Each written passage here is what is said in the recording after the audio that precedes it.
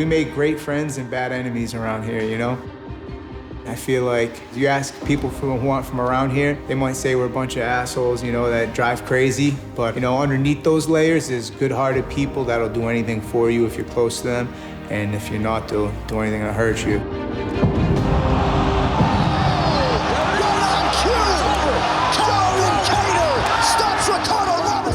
New England's vastly underrepresented on the national scale. I think we're a really deep talent pool, but we didn't have a lot of guys in the UFC, and everybody kind of thought that we were kind of a joke region, you know, a couple fighters out of here. And the whole goal of mine is to put a process in play that would support a UFC championship level fight camp without having to leave New England. And I think we've done that.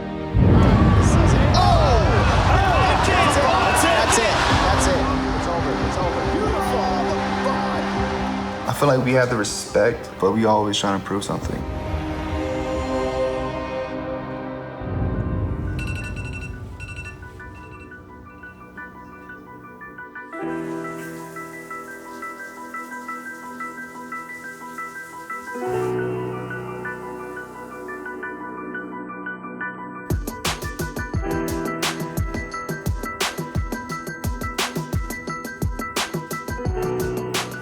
Growing up, I was the youngest child, kind of getting picked on by my sister and brother's friends. It got pretty scrappy, so freshman year I joined the wrestling team, and I put an end to all that.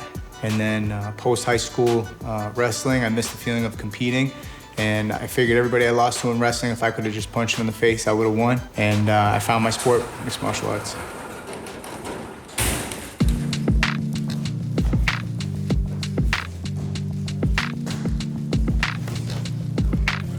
I had met Calvin a couple years prior on the set of Here Comes the Boom, and I really liked him. I was a fan of his. I thought he had some really good upside. Calvin had just taken a little time off to start promoting fights, and he had a bit of a hand injury that he was letting heal.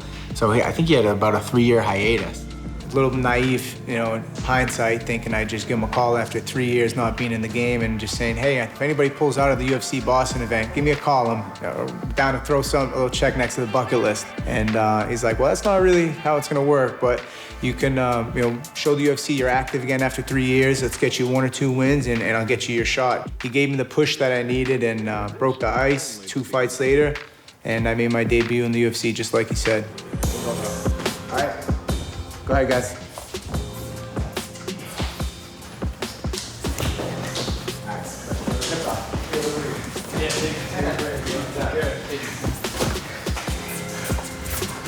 Back when I was #1 in New England at 145, and Ralph Hunt was on his way up trying to get my spot, and I paid attention, and he just kept winning fights, doing his thing. At that time, depending on who you ask, Rob and Calvin were #1 and #2 featherweights in New England.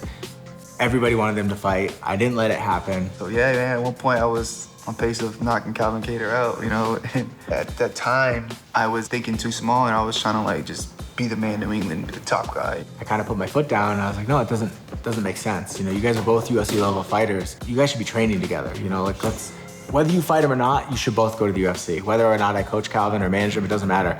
You guys should both go to the UFC and have success. And ideally, you train together.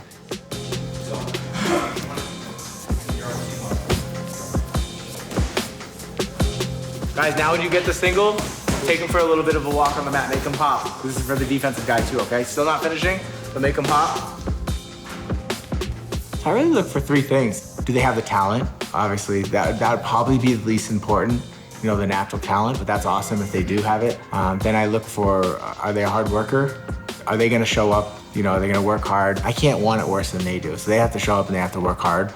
And then do they have a home life that supports making this run? Because it's gonna take a lot of support. They can't just expect to show up at the gym, be an awesome fighter, and then crush these big goals. So you need to have that support structure at home, and I just see those 3 things, when they all come together, the sky's the limit for a fighter.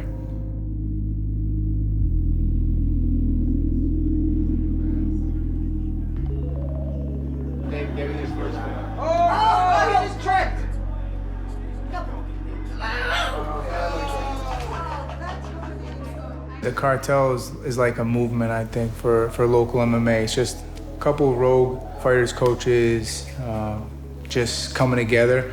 We're basically, Tyson's vision of taking over New England. Some of the top guys put together with a supporting roster of dedicated coaches and some up-and-coming young fighters. We have a solid team, and it's only getting better. We've never had as many guys in the UFC as we do from New England, and I think New England's now known on the national level as the way one coach from Vegas described it to me is like, man, we hate fighting New England guys, because even if we win, we know we're in for a fight.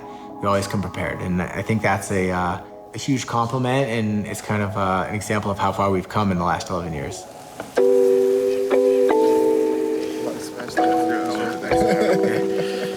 Best pieces of the whole damn thing. Tyson as a coach, he just cares. It's simple. He puts the fighter first. It doesn't matter about the business or whatever. It's the fighter first, and we'll figure everything else later. As they both kept taking fights, I think we started to build a lot more trust between the three of us. I don't think either one of these guys can say that I've ever been dishonest. A lot of coaches will tell you what you want to hear. I'm telling them what they need to hear, and I think we've had a good track record over the years.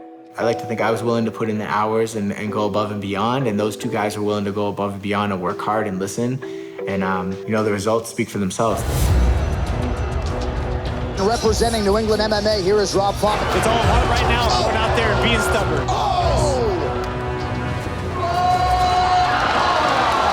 It's been like a bittersweet year for the cartel. We had Rob coming off the injury last December against Ricky Simon where he tore his ACL. So he had to get surgery, so he wasn't able to get right back in. It was a year rehab for him. But Calvin leveled up. He knocked out the guy that at the time I think had the second or third most UFC fights ever and was the scariest puncher in the division. Oh, elbow! Kattar landed a Boston bomb. Fast forward, Calvin got right back into the gym. He had a broken nose, but he got right back in the gym. I don't know, man. They say things been broken a bunch. As long as they get the hand raised at the end, that's all that matters. Oh, nice work from Kattar. And I think, nice knee. Again, defends the takedown. Look at this for an end to the fight. Calvin Kattar. So the New England Cartel's Calvin Kattar gets it done here tonight. I was happy to get the W and the main event win, more importantly, and then now on to the top fighters in the world. You're gonna see us up there with the Red Sox and the Patriots, and I definitely foresee like a dynasty type thing with us. I think we have been dominating. I think you look at these two guys, they're both on 2-fight win streaks in the UFC. They both have a number next to their name. In the future for the cartel, I see belts. I got two strong ponies in the race right now, and they both got big fights coming up. If I didn't believe in it, then I don't think we'd all be in this together. Oh, New England fans are the best, and New England Cartel, we're just giving them something else to get behind.